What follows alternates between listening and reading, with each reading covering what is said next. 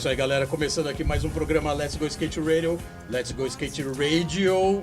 As ondas da rádio Antena Zero. Eu e meu parceiro aqui, Geninho Amaral. Colei, tá vendo? Demorou, mas eu colei.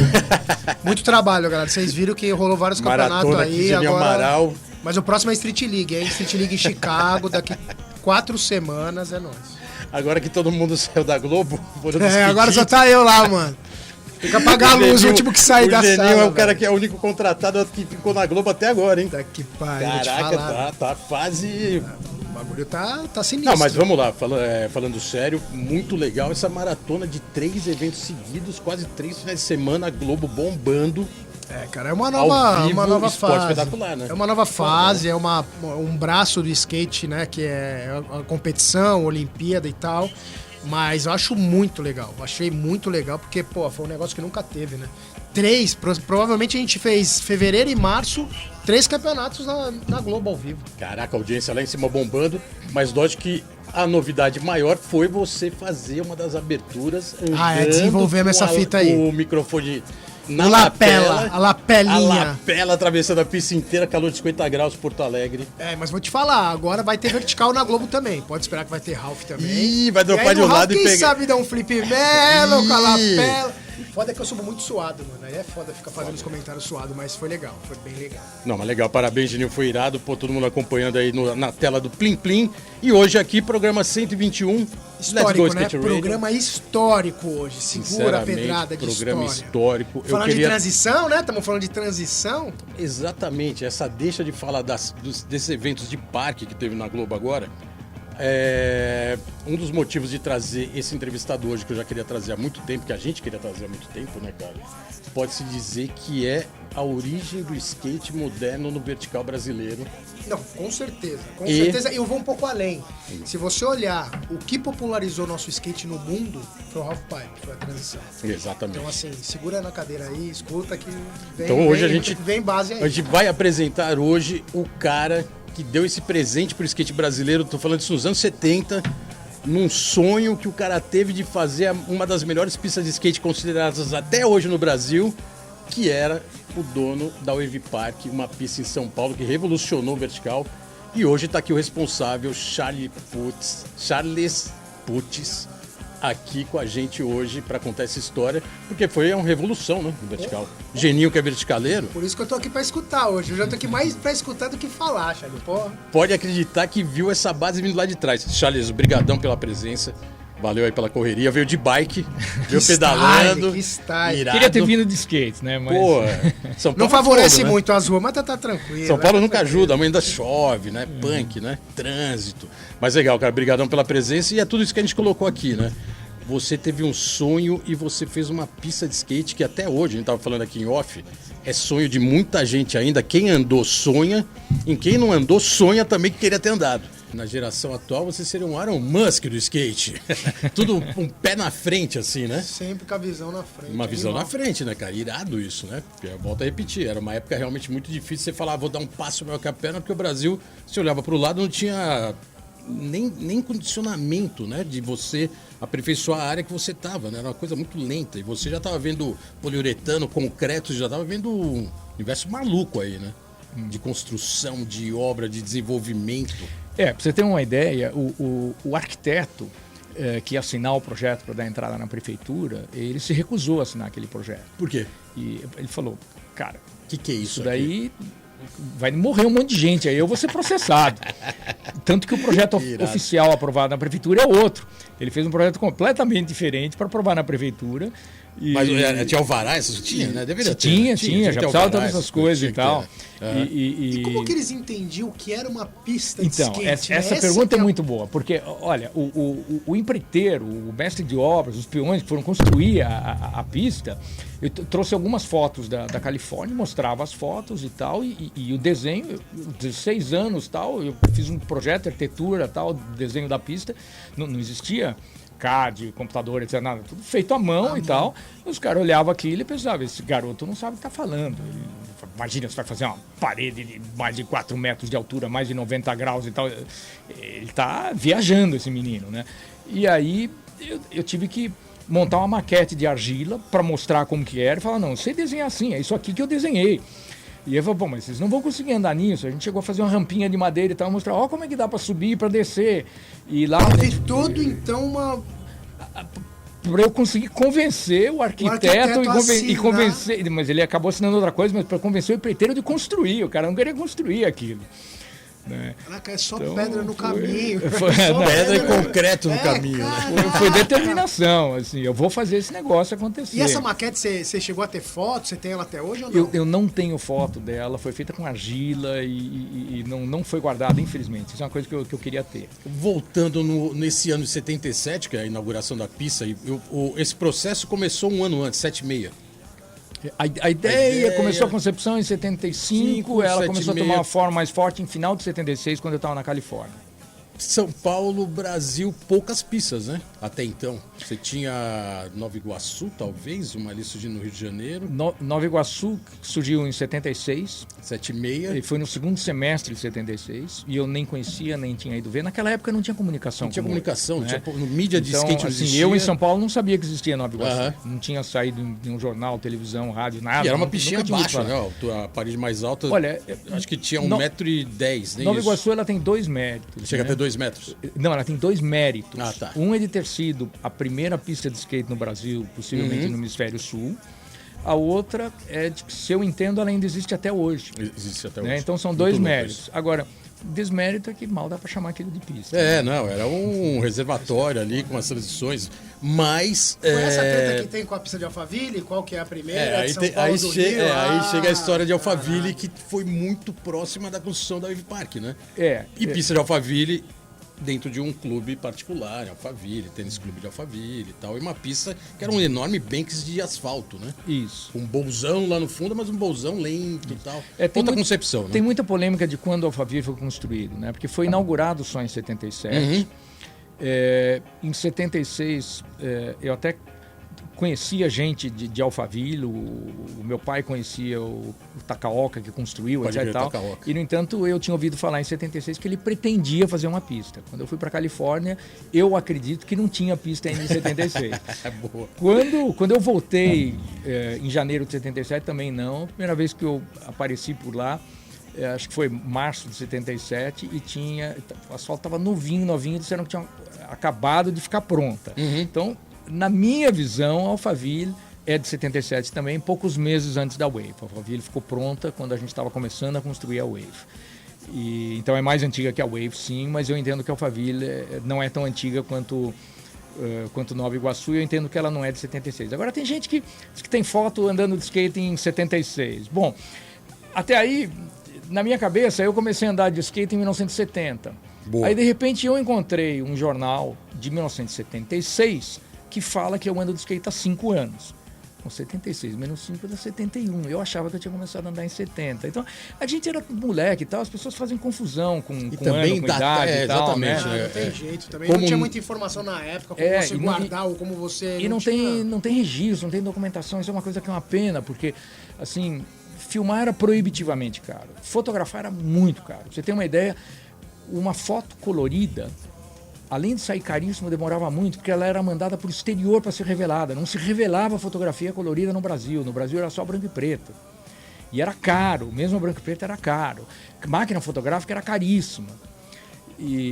Então, tem pouco registro. Né? O acesso era muito restrito, né? Era tudo, o que você falou. Eu digo que os anos 70 são a pré-história do skate. Por isso que eu falo que os anos 70 era um período muito maluco e muito cru, né? O Brasil era muito cru, né? Até voltando só para frisar mais esse seu empreendedorismo, né? De ter essa visão de fazer tudo isso que você está contando aqui com essa visão que você acabou de colocar. Não tinha câmera, não tinha nada, né, cara? Um negócio maluco. As pistas que eu visitei nos Estados Unidos eram todas proibidas de tirar fotografia. Então, eu não tinha nem as fotos. Na verdade, tem foto que... Meu pai foi me encontrar depois lá. Eu fui, aos 16 anos, eu sozinho rodando pela Califórnia. Aí meu pai foi me encontrar lá depois. E aí ele tirou foto por detrás de uma grade do lado de fora da pista, porque não podia entrar na pista. Tinha algum motivo assim? Ou era... Americano é cheio de regras, né? Mas era algum motivo documentar o quê, né? Olha, eu acho que eram 2 motivos e que acabaram sendo mais ou menos os 2 motivos porque era proibido tirar foto na Wave. Um é que tinha patrocinador, o patrocinador queria exclusividade, só ele podia tirar foto.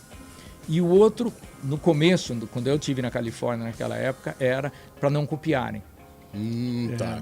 Era Certa espionagem. uma espécie de espionagem, exatamente. Ninguém queria que o outro fizesse igual. E eu na Wave tinha a mesma mentalidade. Porra, projetei e construí a melhor pista de skate do mundo, na época do mundo, não era nem do Brasil.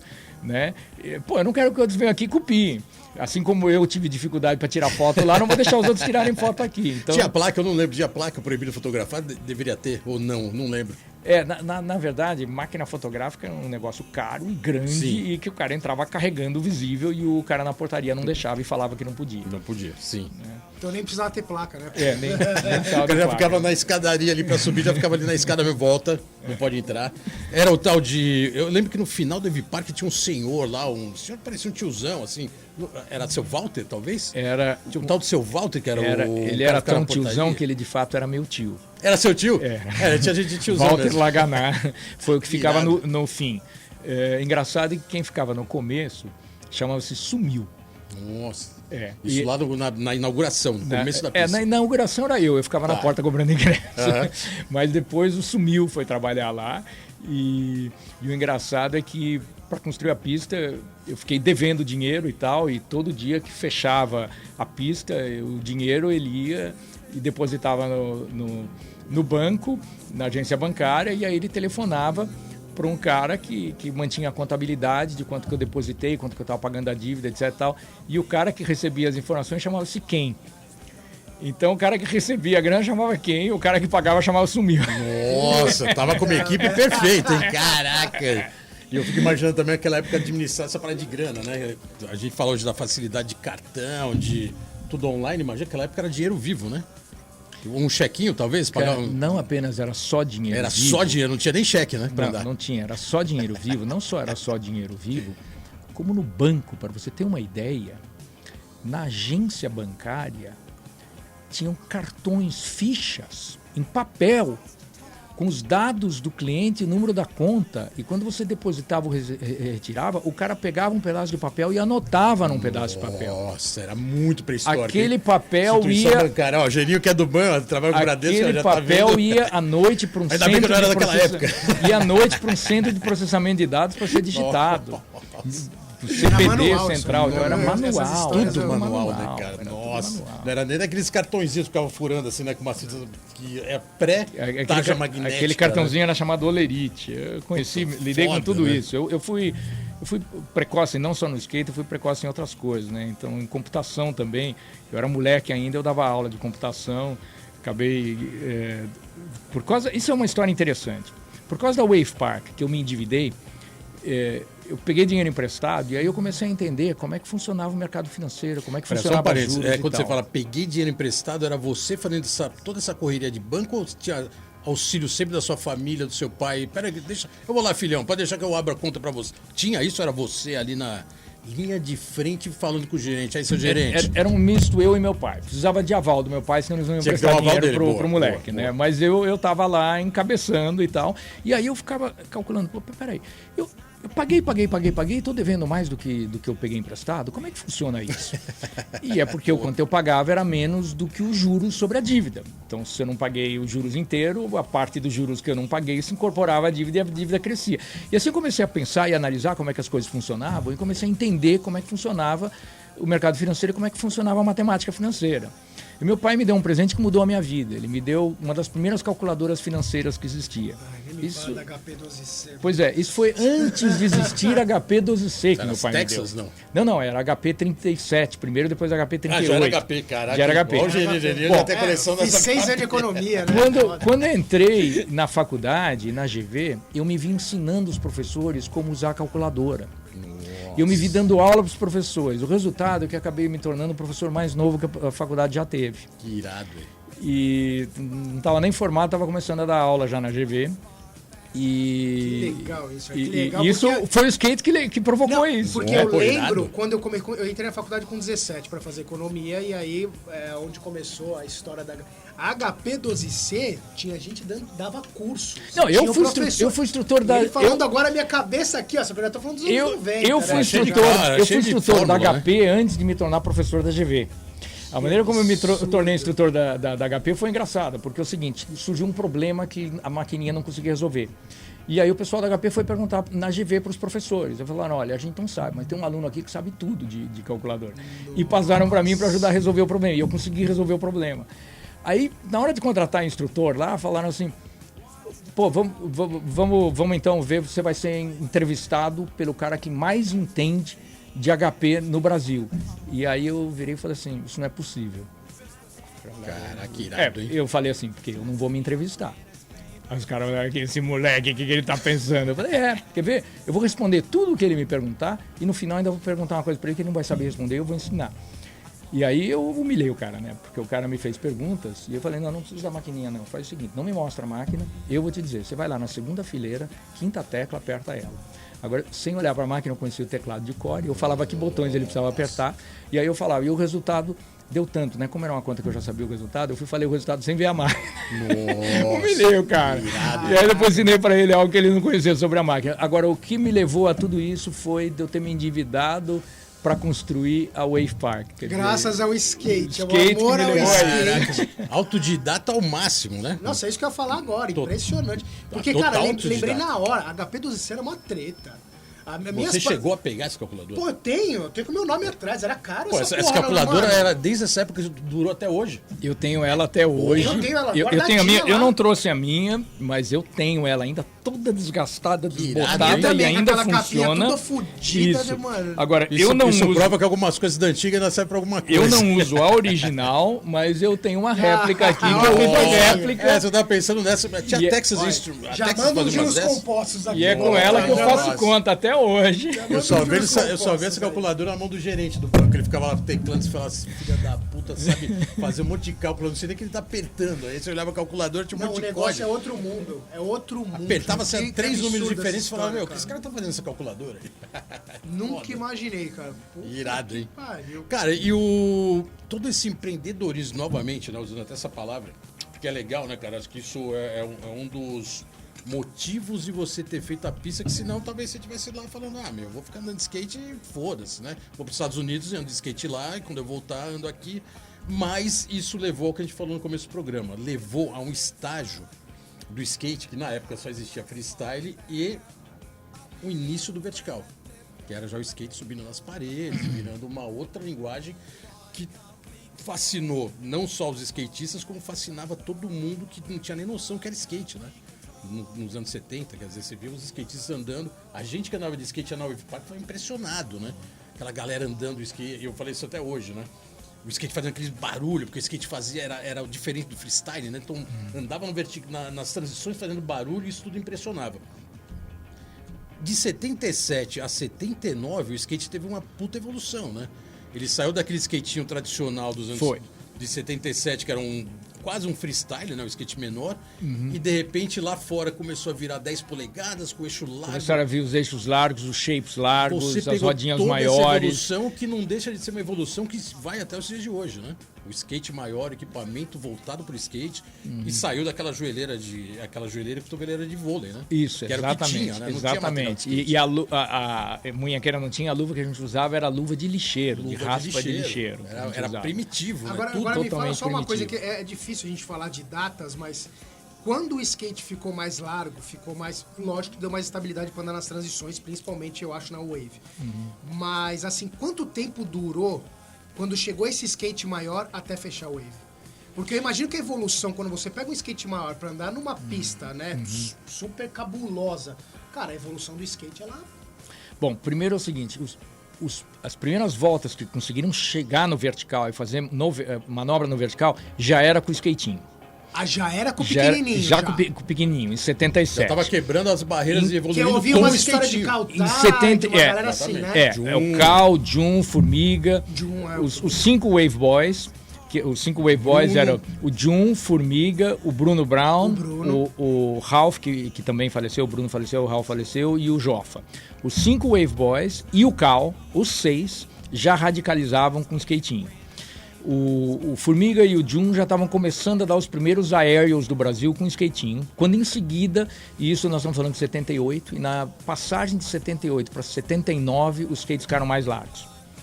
Então, em 79, os skates já estavam mais largos e aí realmente evoluiu. Começaram a dar aerial mais alto, mais pessoas começaram a dar aerial, começaram a fazer mais manobra. Mais estabilidade, né? Mais estabilidade, conseguia mais velocidade, conseguia fazer mais coisa e tal. Isso foi, então, em 79 que teve essa evolução. E a Wave continuou firme em 80, e aí ela fechou no primeiro semestre de 81. Então a evolução foi gigantesca lá, Foi, né? teve... Nesse pequeno intervalo até ela fechar com o skate deu maior, tempo, os caras arrebentaram. Deu tempo. Tanto que eu diria que o skate levou muito tempo para ele ter uma outra evolução significativa depois disso da Wave. A evolução significativa foi a partir de não ter vertical para ter vertical na Wave, aí a migração do skatinho para o skate. O skateão, né? O skateão mais largo, não é? Grande mesmo. Maior. E aí, daí, para ter uma evolução que não fosse marginal, pequena, que fosse significativa, levou muito tempo. Esse formato desse skate durou os anos 80. Mas tanto no formato quanto em andar, quanto em manobra e tal. Questão de transição. Levou muito tempo para em transição fazerem algo mais radical do que já se fazia na década de 70. Pra mim, depois da Wave, eu não andei na Wave, eu era molequinho ainda, tinha 2 anos em 77, mas eu andei na Ultra. A Ultra, na minha opinião, no vertical, foi a maior, porque foi um Ralph que o Daniel Burki projetou com transições maiores de madeira, que a gente só andava no cimento, cada capote quebrava alguma coisa, na madeira não, absorvia. Então eu acho que depois da Wave, desse boom, acho que a Ultra, que daí trouxe todos os caras, né? A gente fala de Bob, a gente fala de Chris, o Eda mesmo, sendo da Polato. Aí traz o skate moderno. Aí é anos 90, né? A gente já tá falando... Eu acho que teve algo que fez um pouco uma ponte entre a Wave e a Ultra aí, que foi a pista de Guará, o bowl de Guará. Com certeza. Inclusive os campeonatos e tudo, né? Toda a história ali. E aí é interessante contar uma coisa sobre Guará, que é que em 1978, muito antes de sonharem em construir uma pista lá, teve um campeonato de skate lá. Com os locais lá de Guará. Com os locais lá de Guará. E... Os Dog... eles tinham um nome, né? A equipe deles era Dog Team, Dog Bowl, alguma coisa assim. Acho que passaram a chamar isso mais tarde, não sei. Eu não não lembro desse nome, não. Acho que ainda não. Que aí, então, convidaram os Wave Boys para irem para lá. E eu arrumei patrocínio para a gente viajar para lá, etc. Tal, fomos para lá. Chegamos lá no campeonato, os caras viram a gente treinando, se aquecendo e tal, perceberam que o nível era tão alto, falaram assim, nós chegamos em 5, nós íamos pegar os 5 primeiros lugares, ia humilhados, ia ficar chato. Aí tiveram uma sacada muito boa. Falaram assim, escuta, em vez de competir conosco, vocês fariam uma demonstração e atuariam como juízes do nosso campeonato? Falou, legal, boa ideia. Topamos. Fomos para lá para competir, mas tudo bem. O skate não tinha, assim, tanto esse negócio de competição. Como até hoje, mudou um pouco, mas de certo modo não mudou. O skate ainda tem muito desse espírito de, quando alguém vê um concorrente fazer uma puta manobra legal, o cara acha legal, o cara vibra junto. É isso que deu um parafuso na Olimpíada na cabeça de todo mundo que não entendia. Fala, como que você vai cumprimentar o cara que acabou de fazer uma liga e ganhou de você? E você tava com a medalha de ouro. Você fala, cara, porque eu tô feliz pelo que ele acertou, que eu sei a dificuldade, tá exatamente. Não, e essa é uma coisa linda do skate, quer dizer, dá pra falar tanta coisa sobre isso do skate. Uma coisa, por exemplo, é o seguinte, a maior parte dos esportes... um time aqui, outro time ali, tem um vencedor e um perdedor. O skate, você pode sair para dar um rolê com as pessoas sem ter um vencedor e um perdedor, todo mundo se divertindo. Os times, você tem que começar todo mundo junto, terminar todo mundo junto. O skate não. O skate, você chega lá, quem vai chegando vai se juntando, vai andando, quem quer ir embora mais cedo vai embora mais cedo sem estragar o jogo, porque não é jogo, é diversão. É o lifestyle do skate. Né? É uma curtição o skate, né? Mas então a gente fez uma demonstração. E quando eu digo a gente, vamos deixar uma coisa clara. Eu era o capitão da equipe dos Wave Boys, etc e tal. Tinha os Wave Boys e tinha o Wave Boss. Você era o Wave Boss.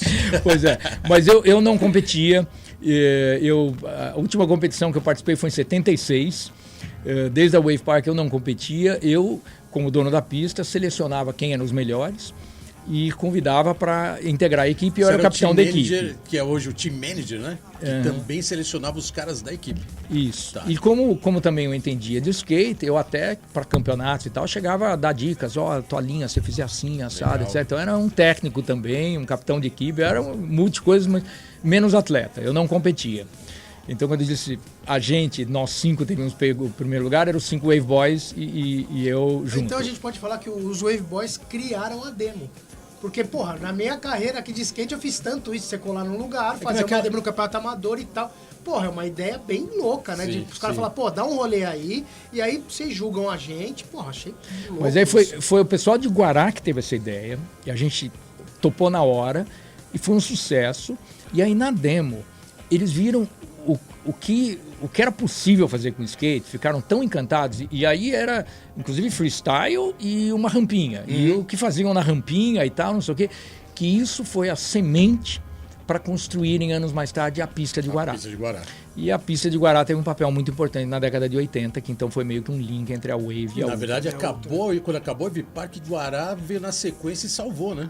Salvou os remanescentes, né? Que não estavam Deixou a chama acesa ainda pra dar na Era uma seleção, pista né? aqui, uma Campo Grande, era tudo meio distante. Então, assim, Guará Tinha, ficou cravado bem no meio. tinha né? São Bernardo, São né? Paulo. Mas era importante São Bernardo começando porque, também, porque inaugurando. juntava o pessoal do Rio com o pessoal de São Paulo para fazer um... Tanto que teve o Wavcat, né? Que era até um nome... E né? nessa época não tinha o sul do país? Porto Alegre, Tinha. Curitiba... Tinha, o Curitiba a gente não ouvia falar de nada, eu desconheço o que tinha. A comunicação naquela época era muito difícil, né? Mas Porto Alegre tinha a Swell Skate Park A Suel... e teve 2 campeonatos na Swell. Vocês foram pra lá... Nós fomos para lá, eu arrumava equipe patrocínio, uniformizada pagar passagem e tudo, de né? avião pra garotada e tal, tudo isso na década de 70. Era Cara, além difícil. de visionário, o cara ainda cabuloso. patrocinava com grana a galera. Imagina a loucura. Não, Hoje em dia a galera não consegue fazer isso direito no skate, cara. Não, mano, Ó, eu já vi juiz aí viajando de busão, É. mano. Então, Já vi skatista porra. saindo da Não, demo com dinheiro olha, no bolso. o primeiro campeonato em pista no Brasil foi em Florianópolis.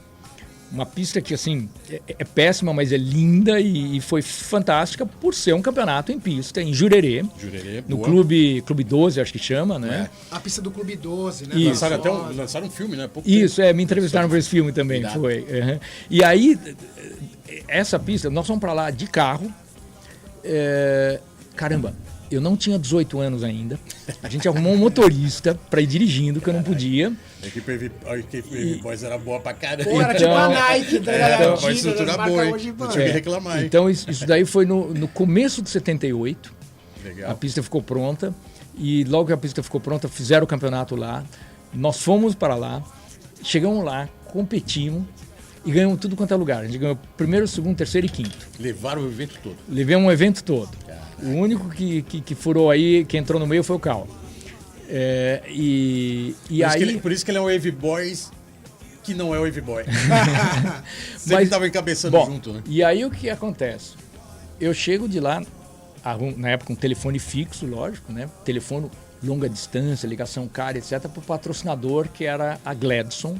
Que patrocinava a pista. Ela patrocinava na época também o Nelson Piquet, Puta, pode crer. que mais tarde virou corredor de Fórmula 1. Aham. Ele corria pela Fórmula 3 na época, e ela patrocinava os Wave Boys, a Wave Park. Eu ligo pro cara e falo assim, cara, pegamos tudo quanto é colocação. Fomos bem pra caramba. E ele vira e fala assim, tinha imprensa para fazer cobertura? Eu falei, tinha imprensa. Vai sair na televisão local e vai sair em jornal local e vai sair até em revista nacional. Pô, parabéns, o que e tal. Eu falei, pois é, e aí, que prêmio você dá pra gente?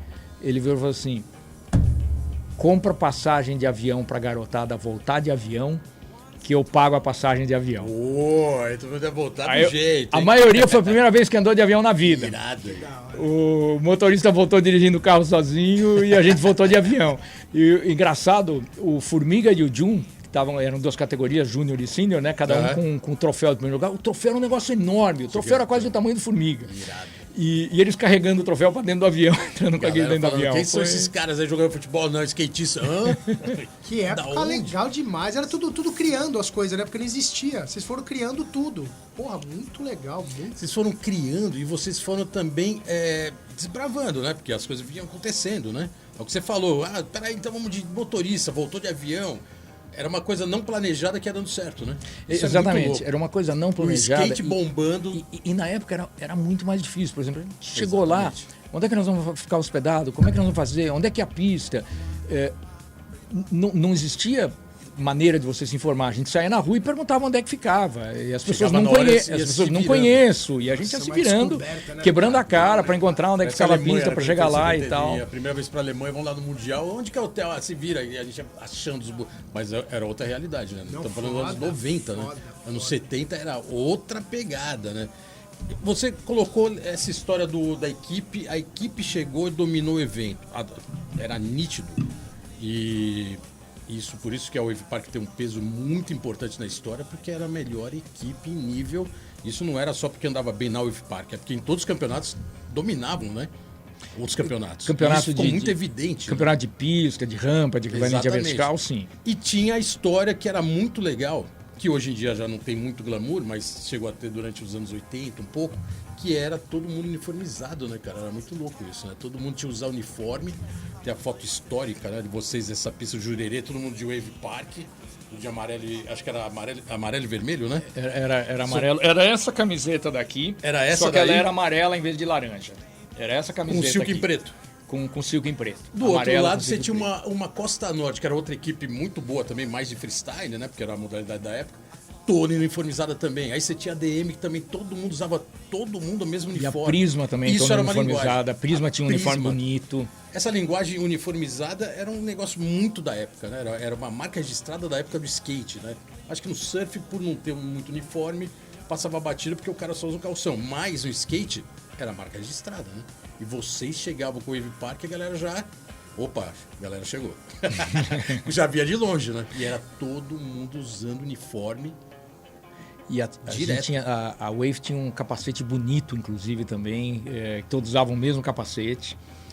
O capacete já era de skate? Já era de skate. Fabricado para andar de skate. Porque nas pistas nos Estados Unidos era obrigatório usar capacete. Eu comprei um capacete lá, trouxe para o Brasil e arrumei um cara que fez um molde copiando e fabricamos também os primeiros capacetes de skate no Brasil.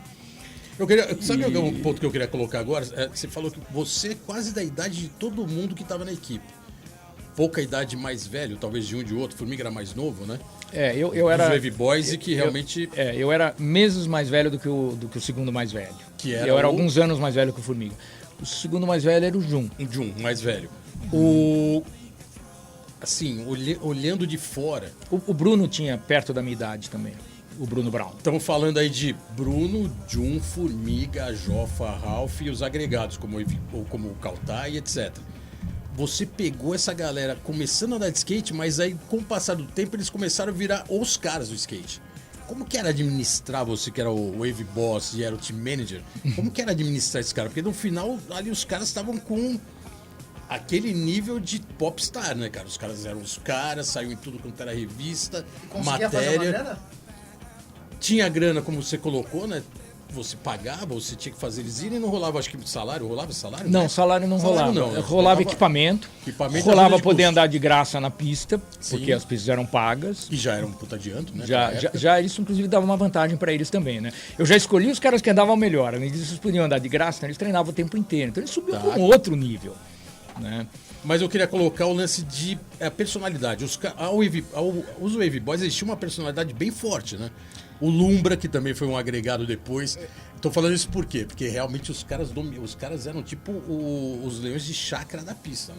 Se os caras não fossem com a cara de você, da sua cara, chegando lá, você nem ia lá mais depois. Você não é depois, aí. Já queimava o filme de chegada, os caras falavam, putz, esse cara aqui, meu. Só dos caras te olhando, você falava, puta, vou embora, não vou mandar aqui. Os caras tinham uma personalidade muito forte, né? Como é que era administrar isso daí no dia a dia? Porque os caras ficaram realmente donos da pista, né? Eram Wave Boys de fato. Como era na época, né?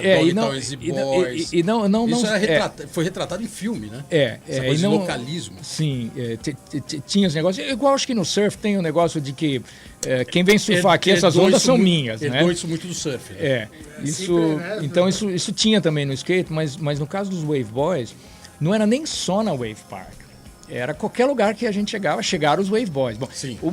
As garotinhas, gatinhas, já vinham todas atrás dos garotos, dos Wave Boys e tal, né? Já tinha uma apagação, né? Já tinha uma paparicação já tinha uma paparicação. Isso foi surgindo, né? Logo no comecinho não, porque a comunicação era muito lenta. Sim. Então, você ia participar de um campeonato fora de São Paulo, em geral as pessoas lá não sabiam, não tinham ouvido falar ainda de quem era Wave Boys. Aí começou a aparecer em revista nacional e tal, chegou a aparecer na Globo, alguma coisa. Viraram tipo um popstar. Os caras apareciam no Fantástico. Muito louco, os caras apareciam, quando falava de skate, falava dos caras, né? Não falava do freestyle, falava do vertical. Falava do vertical, falava da Wave Park. Então falava dos caras que estavam detonando na época, e estavam andando muito, né? Os caras dando invert. Pô, você pegava o Jun, o Formiga, o carro, os caras davam invert, davam aéreo. Manobras da época que só os gringos faziam. E os caras já faziam aqui, né? Então tava com o nível lá em cima. E os caras faziam aqui sem nunca ter visto alguém fazer. E logo, não tinha vídeo dos gringos fazendo. Então vamos fazer o seguinte. Então, a gente tem um break comercial aí agora, que já estão a operação aqui do programa Let's Go Skate Radio já está me chamando para o primeiro break comercial. A gente vai dar uma parada, já volta com mais história com Charlie Puth aqui, falando sobre Ivy Park. A gente já volta. Radio, Skate Radio, Skate Radio, Skate Radio, Skate Radio. É isso aí, galera. Estamos de volta aqui no programa Let's Go Skate Radio. 121. 121. Programa aqui hoje contando a história do Ivy Park, aquela história da evolução do skate vertical no Brasil. Você gosta de ver os aéreos, mano? Da galera aí nas pistinhas hoje em dia. Tá vendo os parques aí bombando? Achando que veio do nada? O Ivy Park, o nome já diz, né? Era um parque quase do formato de hoje. Eu acho que... Tinha o Snake, né? Que é uma linguagem muito dos anos 70, mas, cara, aqueles bowls... A gente tava falando aqui em off. O bowlzão do Ivy Park, a gente não falou nem muito aqui no programa ainda do formato da pista. Mas só aquele bowl em 77, com mais de 4 metros de altura, com mais de 90 graus, com oververt, né? Que era nos cantos do bowl. Era um negócio muito bizarro. Até gringo, é que não tinha muita essa comunicação com o gringo. Até o gringo ia olhar e falar assim, esses caras são insanos. Andar numa pista dessa, que nem na gringa tinha isso. E vieram uns gringos pra cá também que ficaram alucinados. Impressionados, né? Os caras que vieram eram aqueles caras da Sims, uns caras que eram do surf também. Os caras do surf também, isso aí. Que passavam por aqui. Na época era muito distante, né? Essa relação Brasil-América, né? Agora é interessante o que você falou do parque de hoje, porque eu acho que a Wave Park era mais parecida com o parque de hoje, ou melhor dizendo, o parque de hoje é mais parecido com o que era a Wave Park do que com qualquer pista que existia há 15, 20 ou 30 anos. Puta, não, a pista estaria up to date. Acho que hoje, se fizesse uma réplica, a gente vai falar sobre isso ainda, da provável ideia de resgatar o Ivy Park, mas se fizer ela no mesmo formato, lógico, arrumando talvez aquele tranco aqui, outro ali que tinha, mas que era legal. Os defeitos do Ivy Park eram legais, né? Porque viravam... Não era nem defeito, aqui não era previsto andar naquele lugar. Os garotos, o nível subiu e eles começaram a extrapolar e andar onde não estava previsto andar. E aí começaram a dominar tudo. Então, assim, o Brasil tem essa linguagem, né? Como a gente, é o que você falou, os Wave Boys, eles aprenderam a andar sem ter um gringo andando aqui, né? Que eles já faziam lá fora. E a pista é a mesma coisa. E aprendendo a andar numa pista cheia de tranco, parede reta, foram desbravando. E conseguiram dominar. Isso é muito louco, né, cara? Não era qualquer um. Se pegar hoje um cara de parque, pode ser qualquer um que botasse no Wave Park hoje, o cara ia olhar e falar, é muito difícil andar aqui. Mesmo Pedro Barros da vida. Que é tranco, é parede com tranco na entrada, na saída, na volta. Bom, tudo aquilo que o Ivy Park sempre proporcionou. Eu queria aproveitar e colocar um primeiro parça. Olha os parça chegando. Vamos ver se esse primeiro parça é da época da Ivy Park mesmo. Vamos ouvir o parça com pergunta especial para Charles Puth. Olá, Bolota e ouvintes do programa Let's Go Skate Radio. Aqui quem fala é Jun Hashimoto. Eu gostaria de fazer 2 perguntas para o grande amigo e tutor Charles Puth. Na época em que vivemos no skate, na segunda metade dos anos 70, o material que ilustrava as mídias eram fotografias, das quais nos inspiravam a executar as manobras da época.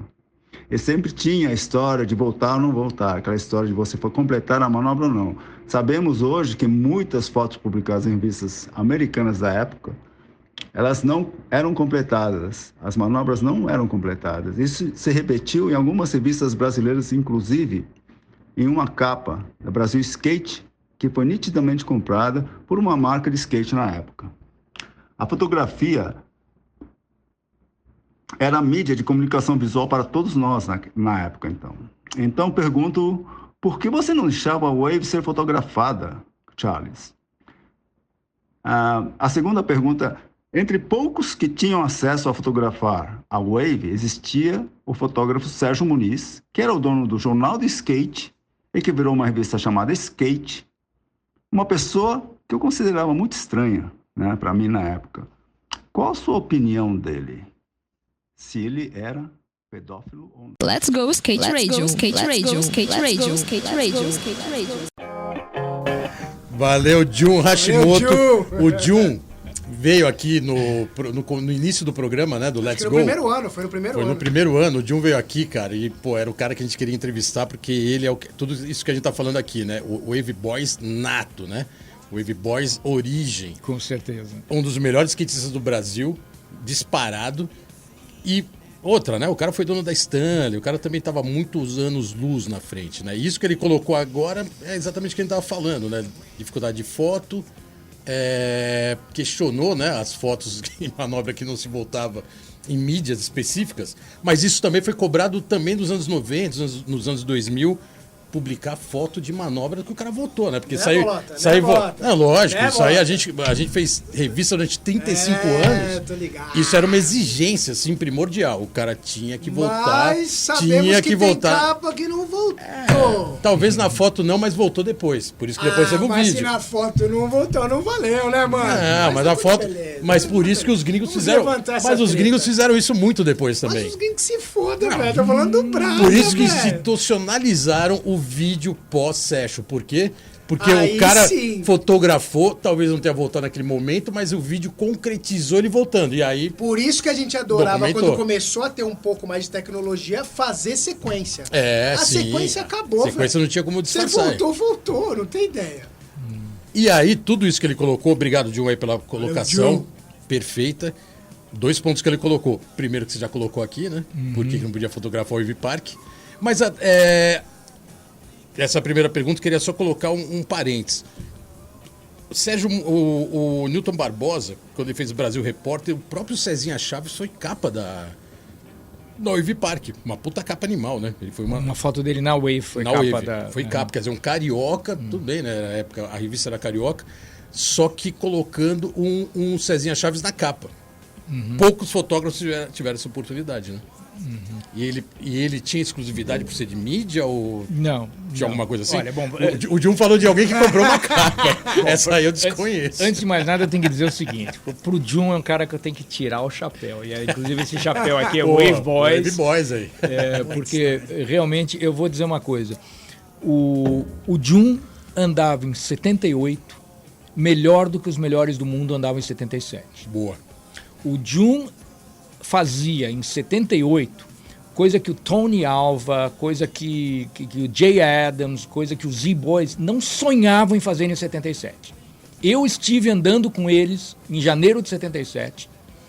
Um ano mais tarde, em janeiro de 78, o Jun estava muito mais avançado do que o que eu tinha visto eles fazerem. Irado. Além do estilo, né? O estilo do Jun sempre foi um também, estilo sempre de Além do estilo. Muito, Bom, muito. a gente tinha brasileiros com estilo, e aí o estilo, eu sempre falo que eu adorava sempre o estilo do Bruno Brown. muito Bruno foda. sempre teve um estilo lindíssimo. Queria até botar eu mais um acho. parênteses aqui. Esse programa é dedicado ao Bruno Brown. Isso aí, bro.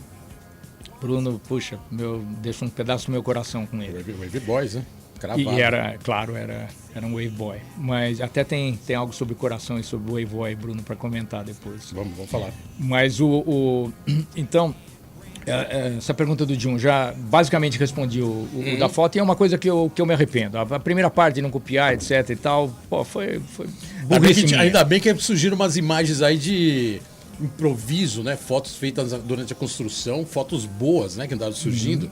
Pelo menos conseguiu dar uma certa documentada nesse processo todo, né? Eu estava até falando isso. Tem fotos aí surgindo de a pista construída pela metade, que eu acho que é até legal você falar isso. A pista, antes de responder a segunda pergunta do Jun aí, que é mais punk, que é você fazia a pista por etapa, por setor, e mesmo assim você já, para bancar a pista, a construção da pista, você já cobrava para a galera andar numa parte da pista e uma parte não estava pronta. Como que foi isso? Foi assim que...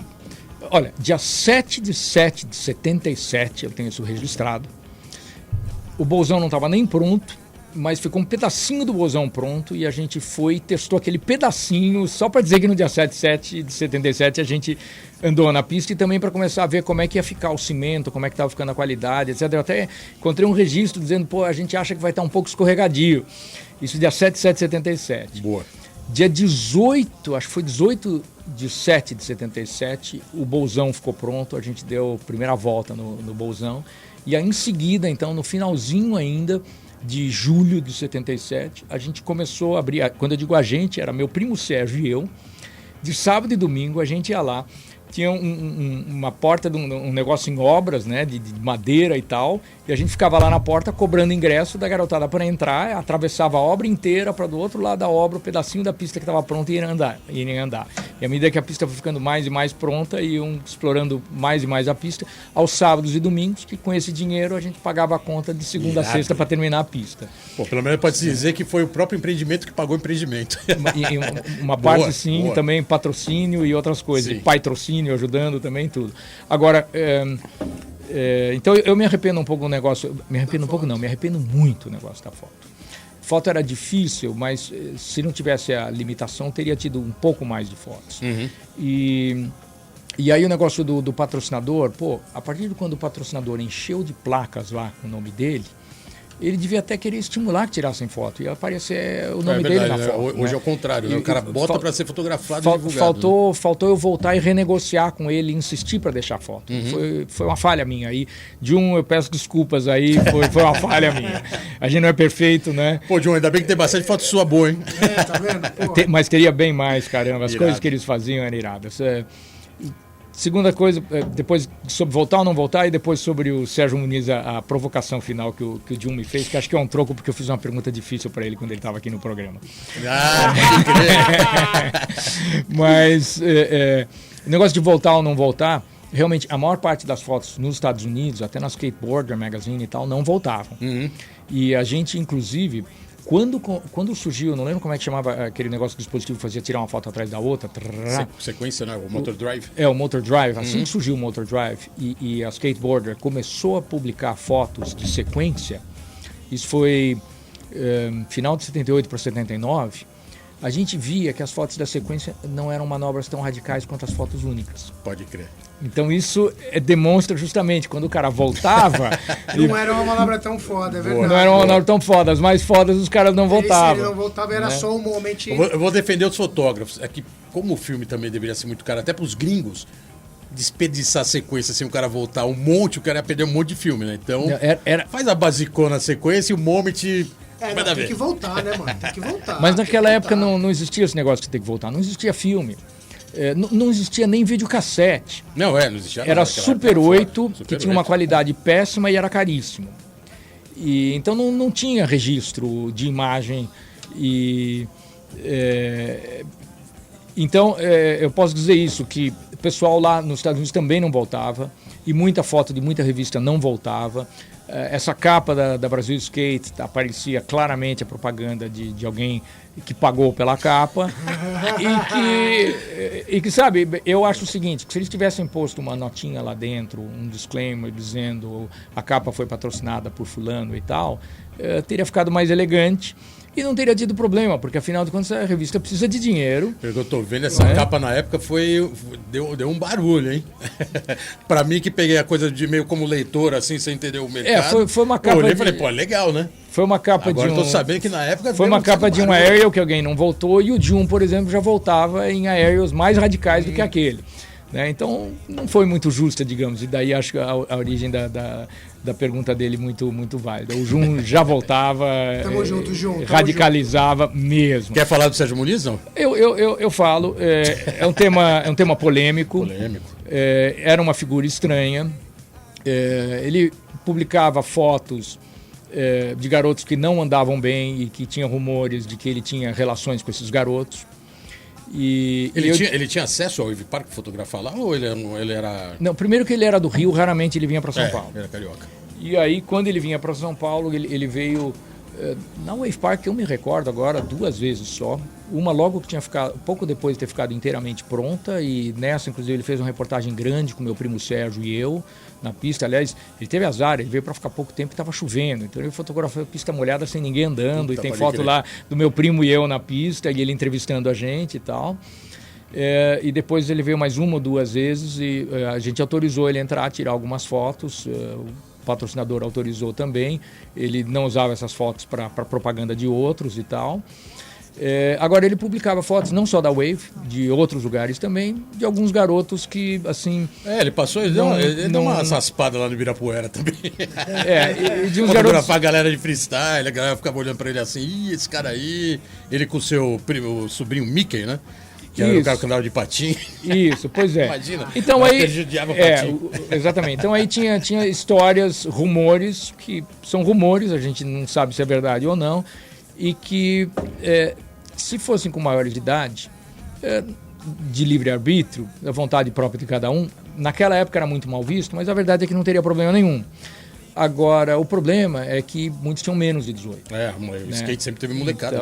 Então hoje isso, com alguém, mesmo naquela época, com alguém menor de 18, seria um caso grave. A gente nunca teve prova, nunca teve certeza. Um dia ele vai chamar o Sérgio Muniz para a entrevista aqui, ok? Caralho, boa, aí deu até medo. Vamos colocar mais um parça? Mais um segundo parça aí, mandando uma pergunta agora no programa Let's Go Skate Radio.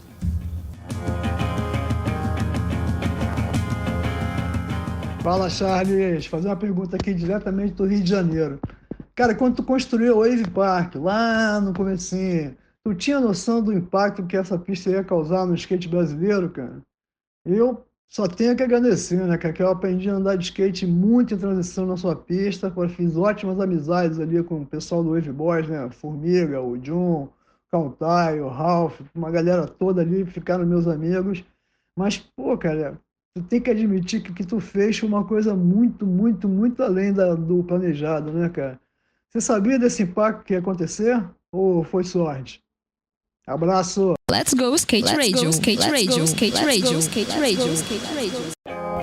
É isso aí, Cezinha Chaves, Cezinha. pô, brigadão aí pela participação. Cezinha que esteve aqui recentemente, Programa né? 100, velho. Programa 100, especial, Cezinha Chaves. Pô, o cara é um mito no skate também. Foda. E até hoje aí batalhando sempre em prol do skate, né, cara? Pô, não tem nem palavras, né, pra colocar a importância dele no skate. E nessa pergunta dele, hoje o skate é olímpico, né? Quer dizer, lá atrás, em 77, falar que o skate poderia ser um esporte já era difícil. Ir para Olimpíadas, menos ainda. E olhando do jeito que o Cezinha colocou, você tem a mão nisso, né? Tem o pé nisso, tem a alma nisso. Dessa evolução, o skate trouxe medalha. No parque, em tudo. Então, assim, você imaginava o skate chegar a esse nível? Eu estou emocionado com a tua pergunta, porque Com o seu empreendimento. Primeiro, puxa, vocês estão arrumando cada um para fazer pergunta para mim, caramba. Pô, esse é o Let's Go Skate Radio, Cezinha, caramba. Cara, o Cezinha é o único cara que eu conheço que anda de skate há mais tempo do que eu e dedicou a vida ao skate. O maior respeito pelo Cezinha. Dedicou a fantástico. vida e um pouco mais, né? E mais até, exatamente. Fantástico, Cezinha. Agora, para responder a pergunta, sim. Sim, boa. Eu achava que isso ia mudar o skate não só no Brasil, mas no mundo. Irado. Inclusive, quando eu estava na Califórnia, já tinha rumores, em 76, 77, de que possivelmente o skate ia entrar para as Olimpíadas em 82. Essa história sempre circulou, porque né? 82 as Olimpíadas, né, iam ser na Califórnia. Foram na Califórnia. Ah, foi 82, não lembro. 82 foi na Califórnia. Tá. E o país sede, a cidade sede, Los Angeles, pode introduzir novos esportes. Então já tinha na comunidade do skate a ideia de que em 82 o skate entraria para as Olimpíadas. E eu já construía o Wave Park imaginando que o Brasil ia ganhar medalha de ouro. Caraca. Que a gente ia bater os gringos, que a nossa pista ia ser melhor que a deles, a gente ia saber andar melhor que eles. CBSK, pô. Presidente para CBSK Charles, pô. Então eu já enxerguei isso. Irado. E infelizmente Los Angeles deixou passar a oportunidade, em parte porque o skate estava muito pouco desenvolvido no mundo, não tinha pistas, não tinha regras, não tinha... E teve aquele crash, né, do final dos anos 70, que o skate praticamente morreu, né, tava numa evolução bombando, popular, de repente... Foi, ele deu uma travada, foi meio substituído por patim, caiu bastante, mas a definição de qual esporte vai integrar a Olimpíada seguinte, ela se dá até antes da queda do skate. Quando ela se dá, praticamente não tinha skate evoluído no mundo por aí. O que tinha da Wave Park, o pessoal lá da Califórnia nem sabia ainda. Eu não tinha voltado para lá. O Bruno, acho que foi um dos primeiros que foi para lá para contar e tal. Não tinha ido ainda. Então, o mundo não sabia ainda do que existia. E hoje a gente fica sabendo que já tinha alguma coisa incipiente ainda na Europa, em alguns países, no Japão também e tal. Mas não saía nas revistas internacionais, a gente não sabia. Sim. Né? Então, era muito precoce. Mas então, eu já sonhava com isso. Não, parabéns, você teve essa aí, visão. E aí eu vou dizer, quando eu vi o Brasil ganhando medalha nas Olimpíadas agora, e eu pensar que eu há 45 anos já vislumbrava isso acontecer. Tem uma mão sua nessa história toda. Eu vou falar isso real. Isso tem que ser valorizado, não tem Eu vou dúvida. falar, eu vou antes. Eu acho foda, eu também, fiquei muito feliz, principalmente por ter sido o primeiro comentarista a fazer o skate na TV Exatamente, aberta. porra. Foi um privilégio pra mim, Irado. mal. Lógico que eu gostaria de estar correndo, né, mano? Mas a vida... Só que quando eu falo de transição e eu escutando a história de vocês aqui, tipo, a história do Charlie falando, eu senti na pele como um adolescente quando o Digo ganhou a Alemanha de vertical. Foi a primeira vez que um brasileiro ganhou o Mundial da Alemanha. E um pouco antes o Bob foi lá e ganhou o Canadá. Foi os dois caras no Ralph, foi a transição. Eu saí eu comecei a andar no QG, que era aquela pista tudo torta e tal. Com certeza o QG, aquelas pistas pra frente, beberam de tudo que fizeram aqui atrás. Sim, com onde certeza. criaram, que nem você criou as transições. Então assim, eu vou muito além, porque a história do Bob e do Digo, e vou até atrás, a do Ed em 89 de ter ficado em quarto na Alemanha. Tipo, cara, veio daí. A semente foi nascida aí. Sim, Saiu daí. O termo semente é apropriado. Eu digo que eu plantei uma semente que outras pessoas souberam cuidar, tratar, irrigar, adubar para dar uma boa árvore com ótimos frutos. Que é eu o que acho a que gente esse vê no é skate o amor do hoje. skate, né? O amor que a gente tem é o skate, de andar, de fazer as amizades, Só que eu mesmo, eu sempre bebi muito dos gringos. A gente nos anos 90 era, né, porque já tinha um pouco mais de formação, já era... E a gente sempre lava os gringos. A partir do momento que um brasileiro ganha o campeonato e, tipo, você começa a conhecer toda aquela estrutura, você fala, caralho, a gente foi os primeiros. Fora os Estados Unidos. Tipo, você não tinha os caras fudidos do Japão, que nem tem hoje. Porra, os campeonatos que eu corri, eu nunca perdi pra um japonês, velho. Tipo, não tinha aquela cena. Então, assim, o Brasil sempre dominou, porque agora tá explicado. A história vem lá atrás, vem o wave, vem transição. Porque foi aquilo que eu vem- falei, o Wave Park tinha os pontos tão imperfeitos, que era tão legal, Que fazia os caras andar que fez bem. todo mundo andar bem e todo mundo achava que era normal e os gringos iam chegar aqui e ia se dar mal. Então, isso é Ia muito demorar louco, pra se adaptar. né? Isso é muito Não, louco. é uma realidade do Brasil. Pedra portuguesa, no street. Por que você acha que o street também bomba no mundo? O skate brasileiro? Pelas dificuldades, né? Tem que andar onde não dá pra andar, tem que andar em cima de pedra portuguesa. Tudo isso, aí os gringos falam que água que o brasileiro bebe, né? Aquela frase, né? Antológica, né? Qual água que eles bebem lá? Não é a água, né, cara? É a dificuldade e sempre essa postura de fazer o que gosta, custe o que custar, né? Mas ser muito criativo. E Eu criativo, escutando a história exatamente. agora da Wave, a criatividade ela é absurda. É um negócio que é... Porque assim, não é fácil você pegar e fazer um monte de transição. Outra pergunta que eu quero fazer aqui também, que já daqui a pouco vai acabar, mas eu quero... A manutenção da Wave, como que era? A gente vê um monte de pista hoje de cimento que tem, eu ando em várias, Bom Retiro e tal, e você vê que a manutenção é bem complicada. Eu imagino pra vocês naquela época, de ver uma transição afundando, ou de ver alguma... Como que vocês faziam, Charlie, nessa Olha, época? acho que em primeiro lugar, a Wave foi muito bem construída. Isso que eu ia falar, aquele cimento lá parece que não... não Muito tinha... bem Eu construída. nunca vi, não acho que não teve nem rachadura, né? Ela Teve deu 3 muito anos. pouca manutenção. Que maravilha. Isso, em boa parte, foi mérito do mestre de obras que eu contratei na ocasião. Foi bastante sorte. Cadê aí. esse cara aí pra chamar Mas, ele pra mas, fazer as teve a ver, atuais? mas teve a ver também com eu ter visto pista na Califórnia que era muito boa, ter conseguido fotografar e registrar bem na minha cabeça, e explicar o que eu queria, como é que tinha que ser. Pra conseguir chegar no nível que chegou de qualidade, então. Que É, legal. Então, por exemplo, a terra embaixo foi tudo muito bem compactada. Depois tinha a camada grossa de concreto para sustentar bem, para depois vir o cimento mais fino, depois em cima o cimento acabado, o cimento queimado. E aí, para não rachar, a gente foi com umas serras, que na época era caro e complicado, etc., e serramos para ter juntas de dilatação, para o cimento conseguir dilatar e não quebrar.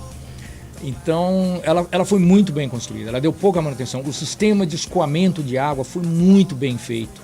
Vocês foram praticamente Teve um alguma gênio, história? porque é um negócio muito, muito difícil. Quando você não tem nenhum parâmetro para construir alguma coisa parecida, é uma criação Mas fodida eu acho que em é porque tudo. as obras, pensando aqui um pouco por cima, assim, aquela época, por algum motivo, a qualidade, até não só do Wave Park, né? Mas você lembrar de Campo Grande, pistas da época, elas eram. O concreto era muito bem executado, por algum motivo. Talvez hoje o pessoal que economiza um pouco mais, aí passa um tempo racha e tal, mas se você pegar a Campo Grande, durou anos. Bowl do Barra Mares, cara, demorou anos pra ter rachado, cara, muito louco. Cimento. As poucas bem rachaduras construído. que teve na Wave foram nos primeiros meses. Logo que esquentou, que a gente percebeu que a gente não tinha feito junta dilatação suficiente, a gente arrumou e tal, e depois ela não E requereu principalmente num país tropical, né? É, Você tem Exatamente, toda quente pra essa... caramba. mais. Não era coberta e tal, exposto a tudo quanto é intempérie. E tinha um sistema de escoamento de água que precisava de uma bomba. Então, quando a bomba quebrava, tinha que trocar a bomba e até trocar a bomba ficava com problema de água na pista. Mas isso era raro. A bomba ficava naquele buraco de cima do bowl lá no. Isso, lá mesmo, Lá em você cima lembra? Lembro que isso aí era Exatamente. a famosa casinha do Snaú. Cara, o parque era foda, né, cara? Um monte de moleque descobrindo o Snaú, né? A famosa marihuana. E aí todo mundo entrava naquele buraco. Nem lembro o tamanho daquele buraco, mas entrava vários lados só pra fumar. Só pra fumar. Cara, e naquela época era imagina, um monte de moleque descobrindo skate, descobrindo música, que também fez parte da história do Wave Park, né? A trilha sonora, né, cara? A transição do rock and roll pro punk rock. O Wave Park passou por tudo isso, né? Foda. Teve Passou por tudo bandas isso. amadoras que foram tocar lá. Bandas a que gente tocaram fez lá. shows lá. E agora, você falou da drenagem. Teve alguma chuva que chegou a inundar ali a ponto de virar uma piscina? Quando a bomba funcionava bem, não. Mas chegou a ter algum momento que chegou a... Chegou uma vez que a bomba quebrou. Tá. Eu não lembro ter quebrado uma segunda. Talvez tenha quebrado duas Mas vezes, assim, não muito sei. pouco. Pô, irado. Não, mas aí a gente trocou a bomba, arrumou a Tá, bomba e tá. escoou tudo e pronto. Porque era uma sequência de snakes com bowls e que ia cada vez mais para baixo. E aí no debaixo de tudo, que escoava tudo já, dos dois bowls já por ralo, né? Pro bowl de baixo, e aí do bowl de baixo para um reservatório embaixo, onde tinha uma bomba que jogava. Tem cara que não acerta isso até hoje, né? Não, cara, porra. Tem pista aí que inaugura, Não, já vira uma porra. piscina no dia seguinte. Não, quantas piscinas no Brasil que a gente já vê as rampas retas de si, tudo furada. Tudo furado, Tudo esfarelando. oco por baixo. A Essa outra pergunta coisa eu que falei, precisou de porra. manutenção, eu esqueci, desculpe. O bolzinho, o primeiro bolzinho que a gente fez, eu fiz com um coping que não aguentou nada. A garotada foi lá e esmirilhou o coping Mas em era aquele da pouquíssimo cena do tempo. bowl? O bolzinho. O bolzinho com o coping. O bolzinho com Que coping. veio depois. O bolzinho que veio depois, o primeiro coping dele não aguentou nada. Esfarelou. Farelou, total. porque a garotada chegava lá, batia com o eixo do skate no coping de uma maneira e tal, e era ainda sem pastilha, né? Aí essa foi uma reforma pequena que eu fiz, Boa. então coloquei pastilha lá e um coping mais resistente, Nossa, que também comeram marca bastante marca daquele registrada, coping. né, cara? Que da hora. Vamos colocar o terceiro e último parça antes que acabe o programa, porque daí antes da saideira tem mais perguntas. Vamos colocar o terceiro parça, um cara que também tem skate park aí na veia. Mas eu sempre digo que a Wave Park foi muito importante na minha carreira e na minha vida, e o quanto isso me projetou para poder realizar todas as coisas que eu realizei com skate. Então, o seu trabalho teve uma importância muito grande dentro do meu trabalho. Bom, hoje todos sabem que eu tenho 2 skate parks, né? O Wave Park foi onde começou a minha história e hoje eu tenho 2 pistas particulares. Eu quero saber de você quais eram as maiores dificuldades que você enfrentava para manter a pista de skate como um negócio e por que ela caminhou para o fechamento. Gostaria de entender se naquele tempo você enfrentava as mesmas dificuldades que eu enfrento hoje. Let's go skate radio, skate radio, skate radio, skate radio, skate radio. Valeu, esse foi Márcio Tanabe! Grande Márcio, abraço. Também já veio aqui no programa, tem uma história longa no skate também. E o Márcio, ele foi um dos últimos quase Wave Boys, né? Antes da pista fechar. Acho que por isso esse questionamento dele, né? Do fechamento, porque realmente teve aquele surgimento de uma nova geração, né? Que veio depois dos Wave Boys, estamos surgindo ali, andando juntos. A hora que ele ia fazer parte do... E os caras estavam andando bem, ele, o Yura, mais um monte de moleque, né? Que andavam bem. Que, lógico, tudo cria, né? De vocês, do Wave Park. E a hora que eles estavam começando a bombar, a pista acabou e o skate acabou, né? Então, Márcio, obrigado pela pergunta aí. E o Márcio fez do skate park, né? Skate City. Pois é, o Márcio, aliás, gosto muito das pistas dele, as 2 skate cities. a de cimento, que acho ótima. Quando chove, às vezes eu vou dar uma voltinha lá. Boa. Ele conta que ele se inspirou um pouco na história e entendeu o que aconteceu com a Wave, por que ela não deu certo. Acho que a Wave estava muito adiantada para o seu tempo, né? E ela era um projeto muito grande, era uma pista particular muito grande, num terreno grande, aluguel caro. À medida que a onda do skate foi enfraquecendo um pouco e o pessoal começou a frequentar um pouco menos a pista, e com inflação não aumentava o preço, mas o aluguel aumentava, e o patrocinador já não entrava mais com dinheiro, ficava dependendo só do dinheiro dos ingressos, o patrocinador estava entrando em dificuldades financeiras.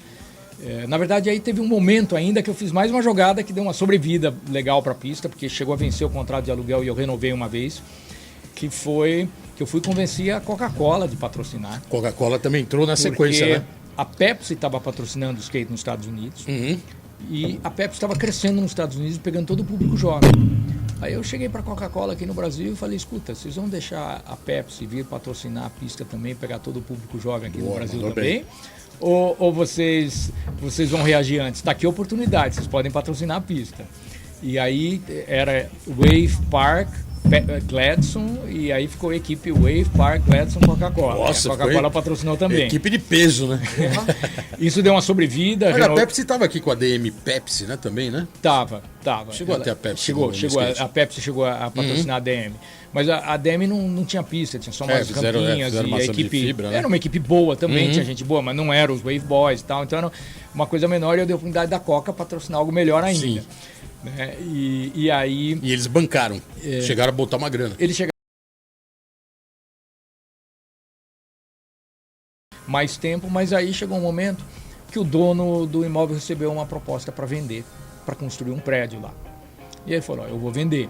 Vocês têm preferência como inquilino para comprar, mas não tinha a menor condição de comprar. Era um terreno grande, caro. Uma área elitizada, uma área que estava se elitizando cada vez bem, mais, e estava valorizando e tal.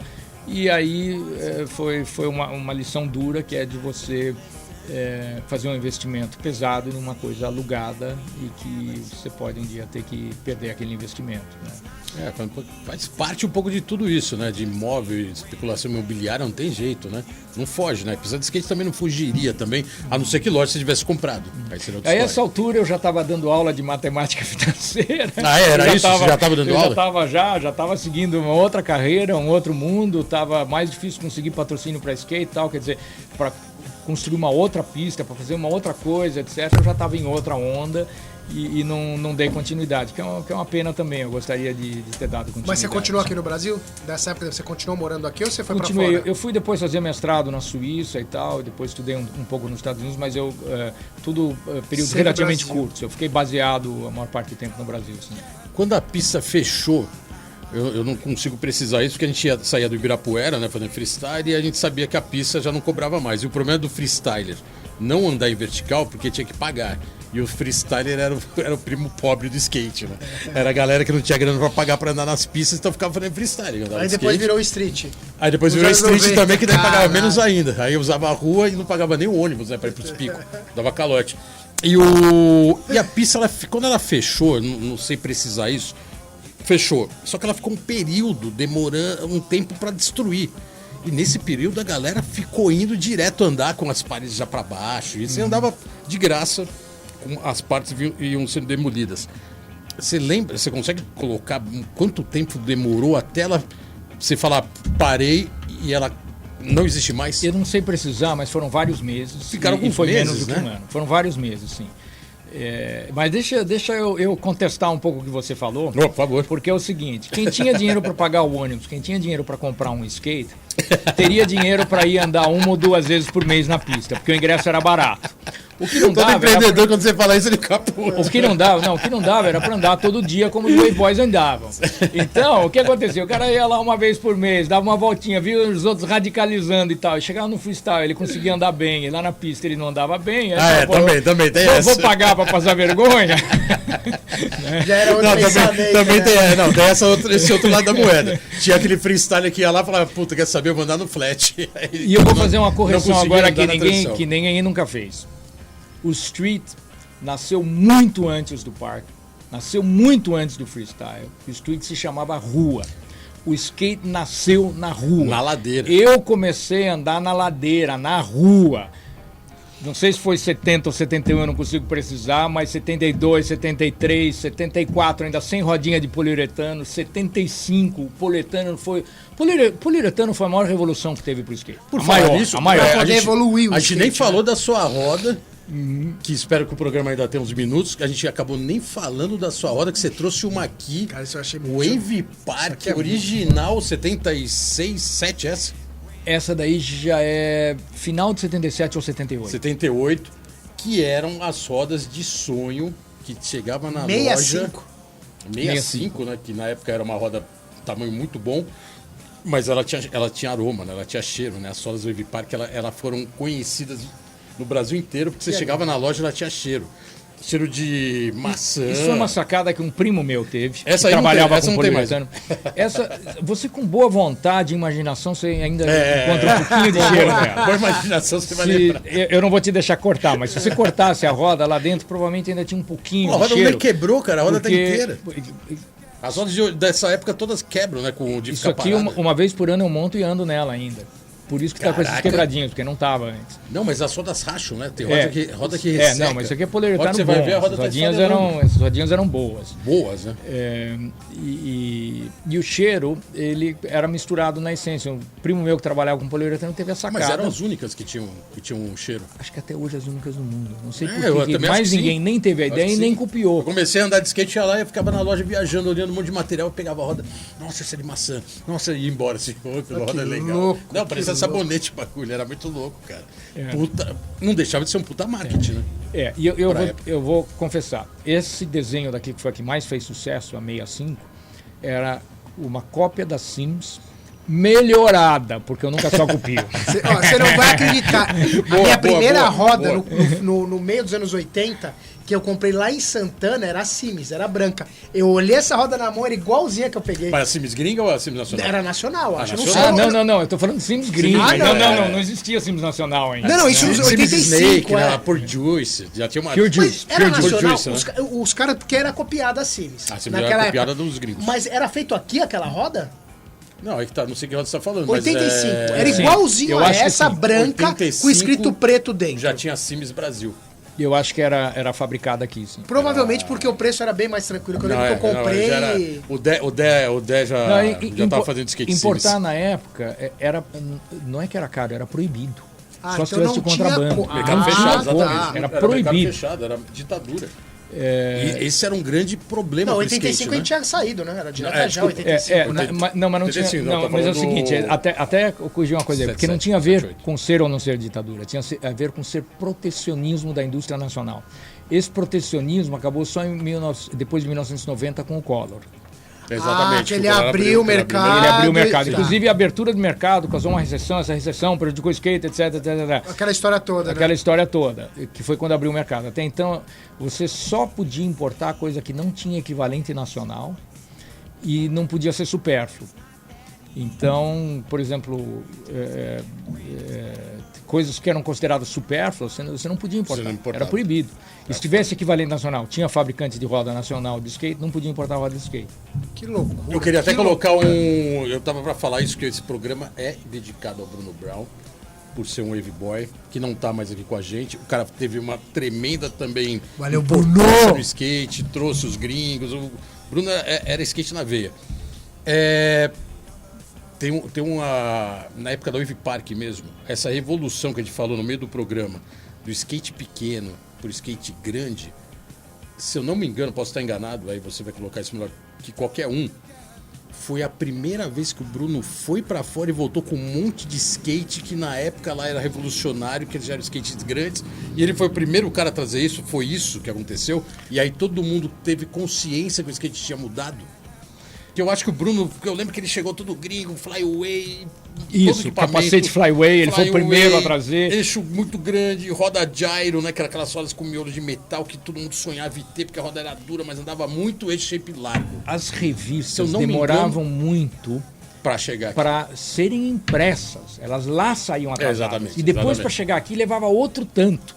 como o skate evoluía muito, a gente olhava a Esse revista. gap era foda. Inclusive, os caras aqui já estavam fazendo coisa mais adiantada do que estava na revista, Sim, porque eles iam sim. criando e inventando até, não só copiava.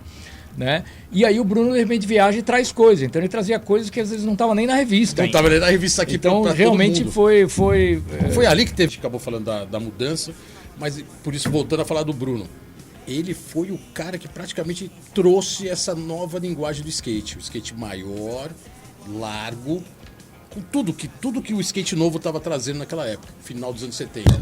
Maior, rodas maiores, eixos maiores e equipamentos melhores, geral. O Bruno fez isso, mas o Bruno fez muito mais que isso. Primeiro, o Bruno já era um skatista de corpo e alma antes de existir a primeira pista de skate do mundo.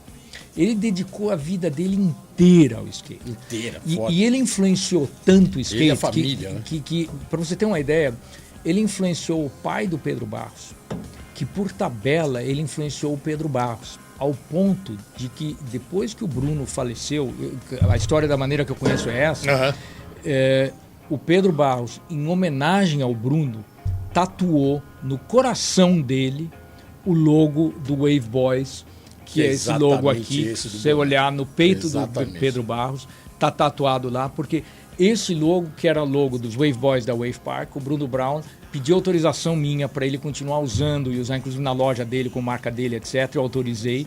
E o Bruno carregou o Wave Boys a vida inteira com ele, até o fim da vida.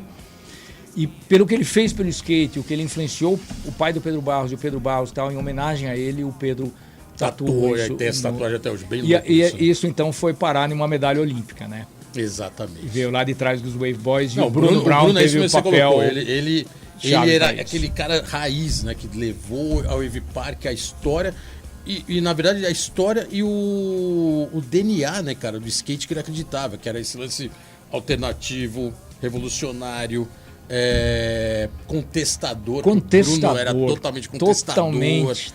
E ali não tinha curva não, cara. Ali era assim, não é skatista raiz ou não tem skate na veia, ele tirava. Não era à toa que ele era o Bruno Brown. Foda, Bruno ele foda. era o verdadeiro Bruno Brown. A gente tá acabando o programa? Tá acabando o programa. Charles, ó, quero mais que agradecer. Esse programa eu já queria ter feito há muito tempo com você, porque essa história da Wave Park realmente é uma história muito forte no skate. E vai precisar ter a parte 2, porque tem várias perguntas que tá na minha cabeça que eu precisava fazer. Mano, poxa, aí não vai ter jeito, mano. E pra finalizar, a pergunta que não rolou e que acho que tem que rolar. Tem uma possibilidade da Wave Park existir uma versão ou a mesma nos dias de hoje? Olha, acho não só em sonho, não só em vontade. Acho que é um sonho que muita gente tem. Eu sou um dos que sonha com isso. Eu costumo ir atrás dos sonhos e realizar. Boa. Eu tô um pouco devagar em arrumar patrocinador para isso. Se conseguisse um patrocinador que bancasse legal, o que eu faria em um terreno público, para não ter esse problema do aluguel de novo e para ter acesso e todo mundo poder andar de graça, se um patrocinador bancar o custo da construção, aí não precisa cobrar ingresso para recuperar o investimento, eu faria uma réplica da Wave Park idêntica e ao lado dela uma Wave Park modernizada. Boa. Eu faria o dobro, duas Wave Park. Isso ia ser um e sonho. Aí, patrocinadores? Sonho duplo. Temos mais 2 Olimpíadas aí na frente, Caraca, mano. Pelo amor de Deus, velho. Porra. Se hoje tem uma linguagem chamada old school, que todo mundo faz questão e muita gente tem mérito de ter esse vamos dizer, esse nome, né, cara, como old school, esse sonho seria o sonho, hein? Ter uma pista old school original mesmo, um Wave Park original e uma nova versão atual. Isso ia ser animal. Isso ia ser o melhor dos sonhos. Nossa, esse animal. Acabou o programa? Acabou. Estamos estourando tempo. Charles, sempre assim, Charles, brigadão. obrigado. Valeu mesmo pela presença. Boa, animal. Parabéns por todo esse empreendimento, né, cara? E é isso que a gente falou aqui, né? Trouxe essa semente, plantou essa semente até os dias de hoje. Essa galera tá vendo o parque, todo mundo andando em curva, fazendo carve. Wave Park, mano. Foi da onde nasceu a semente. É o que o Genil falou. Do skate transição no Brasil. Ainda vai rolar para trazer mais histórias ainda dos primórdios da Wave Park. Brigadão. Microfone aberto, todo seu. Brigadão. Valeu, só tenho a agradecer a oportunidade. Sempre que eu posso fazer qualquer coisa para ajudar a impulsionar mais ainda o skate, estamos aí, ainda andando de skate hoje. Já há Caramba, perdi a conta. 52 anos. Pô, virado. Maravilha. 52 anos não de idade, 52 anos de skate. De skate na veia. Valeu, Charles. Brigadão. É isso aí, galera. Terminando o programa Let's Go Skate Radio. Eu e meu parceiro Geninho Amaral. Tamo na área. Semana que vem tem mais, hein? Eu achei que você ia falar que semana que vem tem Plim Plim de novo. Não. Só no final de abril. Final de abril. Rede Globo, por favor. Tamo junto. Tamo aqui. Rodrigo 55 Vídeo. Brigadão. Tamo junto. Chiclé, Antena Zero. Valeu, brigadão. Semana que vem tem mais. Valeu.